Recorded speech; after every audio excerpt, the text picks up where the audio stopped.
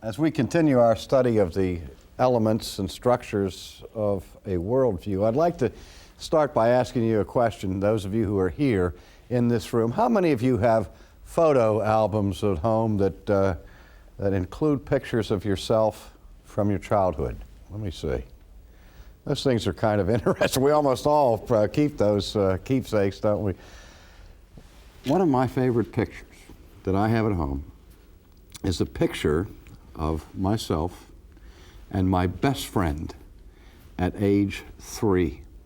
In fact, this boy was my first playmate, and the picture was taken where the two of us were standing on a log at a public park called South Park in the suburbs of Pittsburgh, Pennsylvania. This fellow's father took us out there one Sunday afternoon and snapped our pictures, and I still have the photograph.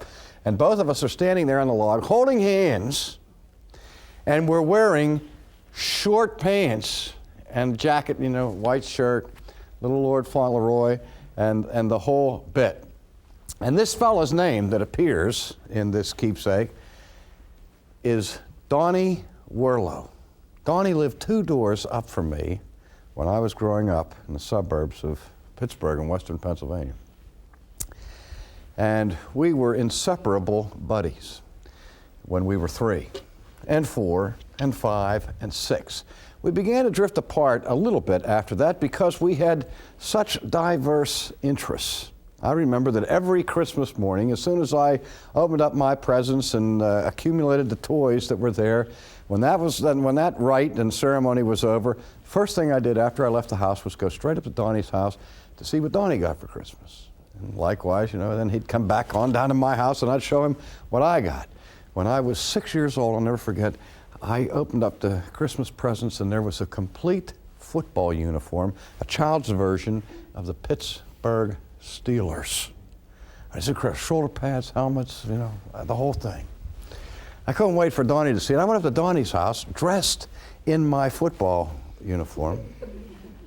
And Donnie was as excited as I was for the present that he got. He got a microscope. And that's sort of the way it went. Every year I'd get a basketball or a hockey stick. Donnie'd get a medical encyclopedia. And as we got a little older, Donnie distinguished himself in grade school and in junior high school and high school as being extremely brilliant young fella. He didn't care that much about football and basketball and the things that real people care about. And he earned for himself a nickname borrowed from the annals of Donald Duck. We called him Gyro Gearloose. Do you remember the character Gyro Gearloose from Donald Duck stories? He was the crazy inventor. Because Donnie was one of those kids that couldn't leave anything that man had put together intact. If it was a clock, he had to take it apart, and he had this insatiable curiosity to discover how things worked. And I used to think that was strange. But Donnie was preoccupied with questions. Just like the thinker over here. Remember, let's not forget our guest here. I don't want to ignore you, you know. What are you thinking about this time? He's obviously pondering questions. But there are different kinds of questions, aren't there? The question that preoccupied my friend, Donnie Werlow, who's now Dr. Donald Werlow, of course, a scientist. His whole life, he was engaged with asking this question. How? How does it work? You know, how is the human body put together? How are cells constructed? And his curiosity was never, ever filled. And so, even as an adult, he's still spending his life asking the question, how? I remember as a child, I could have cared less about how when it came to how machines work.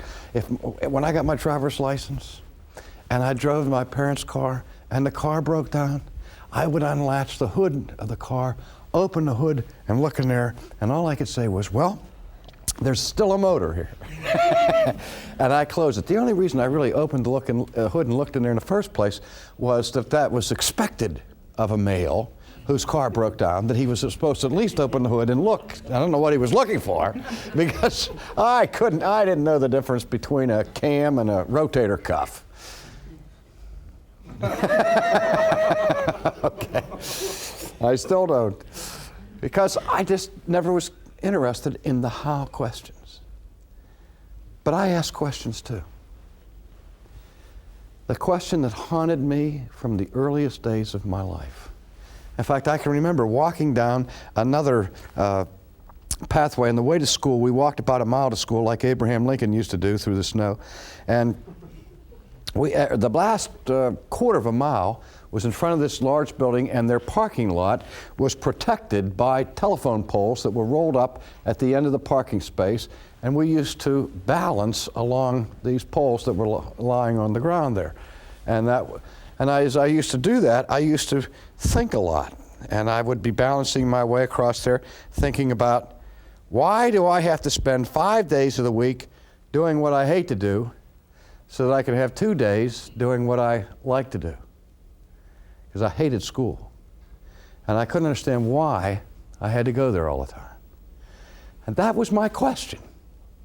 My question during the war, when my father was away fighting in Europe, and the pictures of Mussolini and of Stalin and of Hitler were appearing on the covers of Life magazine and Look magazine and Time magazine. I was asking the question, my mother all the time, why does he have to be gone? The dog dies. Why do dogs die? Why death? 2 doors up from me, Donnie was taking the alarm clock apart to see how it worked. I'm asking, why do we have clocks? Why is there such a thing as time? And from the earliest part of my life, I was, as I say, preoccupied with this question, why? And I still am.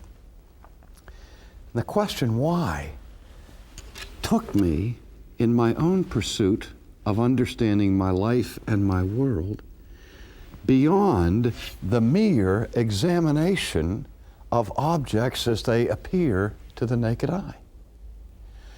That question inevitably drives you beyond physics to what we call metaphysics.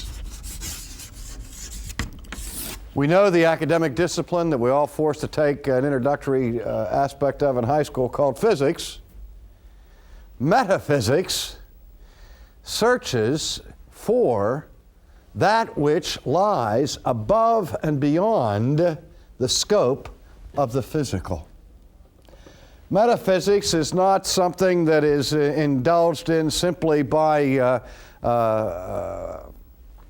quacks or mystics, but it was the science of the ancient world. People like Plato and Socrates and Aristotle, whose thinking shaped the structures of Western civilization, were very much interested in the question of metaphysics. In fact, the original quest of philosophy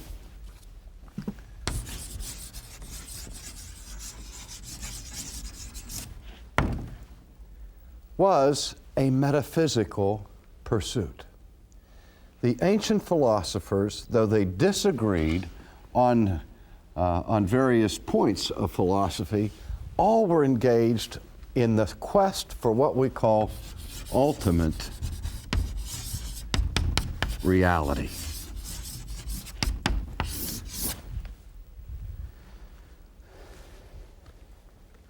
Do you think this rug is blue?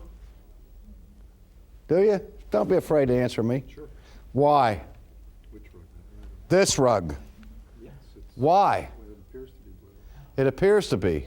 Do you believe that something is as it appears to be? To my eye, it appears to be blue. Yeah. To your eye, it appears to be blue. Why? Why? What my eye told me.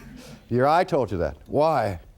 Well, that's just Are you getting frustrated? Do you know that we can exhaust anybody's knowledge with 8 questions? It's the same question each time. Why? Because why just keeps pushing us backwards, further and further and further. Or we might say deeper and deeper and deeper into our quest. Nobody can go beyond the 8th why and still be speaking intelligently. You finally say after 7 times, you get the 8th time, I don't know why, You throw your hands up. Because the why question pushes us to the question of ultimate reality. We can talk about this rug as approximate reality. But even as we speak, we know that this rug is not as it appears to be. We know that there's no such thing as blueness residing or inhering in this rug, don't we? Excuse me. We know that colors come from light. And whatever light is reflected from this rug, as the spectrum is separated and the light waves are separated, then the blue shade or the blue tone is reflected and it strikes the iris of my eye and so on, and I perceive blueness. But without light, there's no color in that rug. In fact, when I'm on the golf course and I'm stymied by a tree and I have no shot, some nut always says to me, go ahead and hit it, R.C. Trees are 90% air. They don't look like 90% air. And every golfer that's tried to hit a shot through them knows that he's not going to get through it 90% of the time. But when somebody says that to me, that tree is 90% air, I really have an urge to correct them. Say it's a lot more than 90%. I said, what do you mean? I said, well, that tree's made up of molecules. And the molecules are made up of atoms. And the atoms are made up of subatomic particles. And do you realize that between the nucleus of an atom and the subatomic particles, the neutrons and protons and so on, they're supposed to be flying around outside it, there's space. What's the proportionate ratio between the nucleus, the stuff, the essence of it, and that space? Well, the best analogy I've heard on this is if you would go to downtown Los Angeles, to the city of Los Angeles, and put a Volkswagen in the exact center of Los Angeles, and then drive to the extreme edge of the city limits of Los Angeles, you would get an idea of the space ratio that exists between the nucleus and the particles of an atom. All that area from the Volkswagen out to the perimeter would be empty space. Now, why doesn't my golf ball go through there with ease if it's so much space? When we're talking about atomic theory and so on, we're trying to get beyond what we perceive physically and get down to the ultimate real source and stuff of reality. Now, the science of metaphysics, maybe that's what he's thinking about. He's sitting there thinking, why am I doing this? Why am I sitting like this, trying to... Maybe he's asking questions about why he is at all. Maybe he's asking questions about the meaning of his existence, which is one of the most important questions anybody can ever ask as they're constructing their world view. The question, why am I here? Well, let's again go back to this concept of metaphysics. In the sphere of metaphysics, we can talk about subheadings under metaphysics that philosophers have been concerned with historically. One I've already alluded to is the science of ontology. Another aspect is the science of teleology. Let me just take those two for a moment as important aspects of our study of metaphysics. The science of ontology, how many of you, let's be honest, don't know what that term means? It's a new term to you, ontology. That's fine, that's good. There's nothing to be embarrassed about there. This is language peculiar to a particular discipline. Ontology is the science or the study of being. Ontos is the participial form of the verb to be, and so it just simply means being. And ontology says is the study of being. We have all different kinds of being. We have human beings, divine beings, and so on. Well, the philosopher who's engaged in metaphysics is asking the question of ultimate being. It's an ontological question. Let me give you an example of this. I've used this example before, and I hope I'm not boring you with repetition, but I had a conversation with a professor of Carnegie Mellon University in Pittsburgh, a professor of physics. And I was about to give an address that night on the adequacy of human language to speak about God. And this gentleman was there, something as a skeptic, and was being cynical, and we had dinner beforehand, and he said to me, "I don't envy your task." And he said, "What's that?" He says, "Having to get up there and talk about God." He said, "Because you can't say anything meaningful about God, because God is beyond the scope of science and beyond the scope of real language and so on." He said, "It's a tough thing to do, isn't it?" And I said, "Well, yes." I said, "But surely you can understand my dilemma." And he said, "Why?" I said, "Well, because you have the same problem with categories that you guys use in physics." And he says, "Like what?" And I said, "Well, like energy." And he said, "What do you mean?" I said, "Well, what is energy?" And he said, "Well, everybody knows what energy is." I said, "Well, what is it?" He says, "It's the ability to do work." I said, I don't want to know what it can do. I don't want to know its function. I want to know what it is, because you people keep telling me that ultimately the world is made up of energy. You speak of energy in terms of amounts. So what is it? And he said, energy's mc squared. I said, "I don't want to hear its mathematical equivalency. I want to know what it is. It's isness." See, what I was pushing for was an ontological definition of energy. And calling my friend to task on the fact that people ascribe being to energy all the time, I want to know what kind of a being it is. If it has being, or if it is being. Or if it's difficult really to speak meaningfully about such concepts as it is to speak about God. I think it's far more difficult to speak about energy than it is to speak about God. But in any case, ontology asks the question, what is ultimate reality? And it asks questions like this. Why is there something rather than nothing?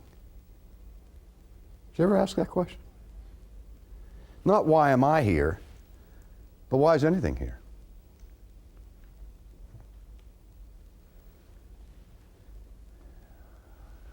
A few months ago, when the Hubble spacecraft was launched with the hopes of the scientific community that this most sophisticated telescope of all time was going to give us a quantum leap in our knowledge of outer space, I heard one of the newscasters speak on television saying that 15 billion years ago, the universe exploded into being. And he made reference to the Big Bang theory of the origin of the universe. I just wanted to go right to the television set. I wanted to grab the guy by the throat and say, "What are you talking about? Are you out of your mind? What do you mean that something exploded into being? What was it before it exploded into being? Huh? If it wasn't being, what was it? Non-being. If it had no being, it was nothing. And nothing doesn't explode. Okay? You can talk about this singularity that explodes, and you're talking about a change in the form and in the structures of being, but you're not talking about movement from nothing into being. That's so crucial to our understanding of reality. One of the first laws in anybody's worldview should be ex nihilo nihil fit. Out of nothing, nothing comes. That's an ontological law. The second law you should have is that if something exists, if anything participates at all in being, then somewhere, somehow, something or someone must have the power of being within itself, or nothing could possibly be. Ladies and gentlemen, that statement I just made, I'm convinced, is epistemologically compelling. That the only way to deny it is to deny reason and to deny science. If something exists, something has the power of being in and of itself. And I know it's not me. And I know it's not the thinker. The thinker may be sitting there saying, wonder why something is. I wonder if there is anything that is. Why would Descartes, like this man here, be so intent of crawling into this Dutch oven to ask himself all the questions he can muster with all the critical tools he can bring to bear to come to this simple, basic conclusion, cogito ergo sum. I think, therefore I am. Eureka! I know something for sure. I am. And the grocer down the street says, what's wrong with that guy? You know, I know that I am. I've been aware of that since the first moment of self-consciousness. You don't have to be Popeye the Sailor Man, I am, to be aware of your own existence. But Descartes said, hey, I'm not just talking about self-awareness. I'm talking about the certainty of my existence. And from there, Descartes says, if I am, then something must have being, or I couldn't be. And Descartes went like that to the concept of God, based on the compelling, logical conclusion derived from his own existence. If I am, Descartes was saying, God must be. That's metaphysics, ladies and gentlemen. Now, the second dimension of metaphysics that the ancient Greeks and modern thinkers are still always concerned with is teleology. It comes from the Greek word that appears often in the New Testament in various forms, telos. Telos. Telos means end, purpose, or goal. And the science of teleology is the science of purposes and goals. Another illustration I use frequently because it's so because it's so illustrative. That's why I use it as an illustration. I tell a story of when my daughter went to school for the first time. She went to a progressive public school in Boston, Massachusetts. And I realized when we sent her out the door for that first day of school that I now was turning over the education of my child to a non-Christian institution. And I was concerned about that. And so I was monitoring her progress closely. And she'd come home and I'd say, what'd you do in school today? Oh, we just played. We played with puzzles and modeling clay and all that. Well, I knew she wasn't just playing all day. But that was the impression that she had. And finally, we got a note from the teacher saying that they were going to have an open house where the principal was going to explain the progressive curriculum. And the principal stood up and gave, and I'll never forget it, an incredible, sophisticated analysis of every minute that was programmed in that child's day and in the curriculum. They said, ladies and gentlemen, your kids come home and you say what you do, and they say they're playing with puzzles. Let me assure you that this is not just fun and games. Every morning from 9 o'clock till 9:17 a.m., these kids play with these puzzles, and he holds them up. He says, these were designed by a team of neurosurgeons from MIT, that they're designed specifically for a special purpose, and the purpose of this puzzle is to help develop the motor muscles of the last two fingers of the left hand. You know, I'm saying, wow. And then he goes, and the next increment of time is devoted to this. And he goes through the entire curriculum, the entire day, and he shows that every moment of that child's time in school is spent with a specific purpose in view. that his education was not haphazard. There was a telos, a goal, a purpose. There was a teleological structure to the education. When he was done, he said, "Are there any questions?" And when he had been so amazing that when he asked the question, "Are there any questions?" there was this spontaneous response of laughter from everybody there. Like, who in the world is going to ask this guy a question about the curriculum? I raised my hand. And he called on me, and I said, I really appreciate the thoroughness of his presentation. I am deeply impressed by the care and the thoughtfulness that has gone into this curriculum.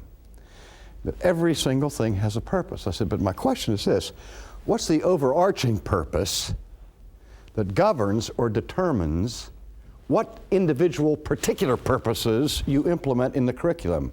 You have to select out of a possibly infinite number of individual purposes to implement in your curriculum, and so you can only do a few of them. Why do you choose the ones you choose? What is your ultimate purpose? In other words, sir, I said, what kind of a child are you trying to produce, and why? And I asked it not as a challenge or anything or an accusation. I just asked, I wanted to know. And he just turned beet red, his neck like a thermometer. Whoosh. And he stammered for a second, and he said, "I don't know." He said, "No one's ever asked me that question."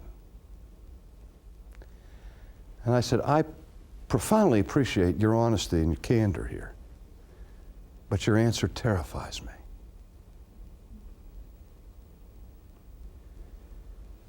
Because some purpose is being implemented here. And if nobody's thinking about what it is, we're in serious trouble. No, that's what happens when the lunatics take over the asylum. When they don't have a reason for the things that they're doing. When I was taking freshman biology in college, the teacher told us on the opening day of the lecture, she said, "We're going to study biology, but don't anybody ever ask me any questions of teleology. They're out of order. They're beyond the scope of the scientific enterprise." And I felt I wanted to jump up and say, then science has become a prostitute and not a means to pursue knowledge. Because what more important knowledge can we discover than the question why we are here? What is the purpose of these things? It's when a nation abandons teleology that its laws become confused to the extent that it's a federal crime to destroy the eggs of fish while the embryos of human beings can be slaughtered. Because people aren't asking why. Metaphysics is not simply for the ivory tower scholar or for the thinker. How we perceive metaphysics, how we perceive being, and how we perceive purpose touches the very heart of our lives. Ladies and gentlemen, we need to think about these things. And we need to think deeply, intently, pondering